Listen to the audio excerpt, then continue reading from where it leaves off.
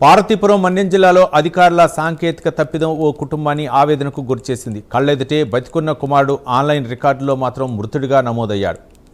జియమ్మ వలస మండలం చిన్నతోడిచ గిరిజన గ్రామానికి చెందిన ఆరిక జీవన్ 5వ తరగతి చదువుతున్నాడు.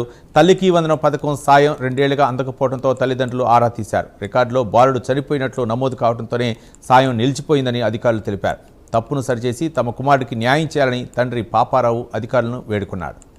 2 ఏళ్ళుగా నుంచి తల్లికి వందనం కానీ పడట్లేదు సార్.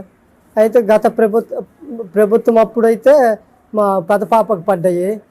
అక్కడ నుంచి మరి డిగ్రీ కంప్లీట్ అయిపోయిన తర్వాత అది మరి పాపకి పడట్లేదు. అయితే మరి అబ్బాయి రెండో తరగతి నుంచి అని పడాలి కదా అనేసి సచివాలయంకి వెళ్ళి అడిగితే తీరికి చూస్తే అక్కడ ఆ లిస్టులో చూస్తే చనిపోయినట్టు చూపిస్తుంది. నా కొడుకు న్యాయం చేస్తారని కోరుతున్నాం.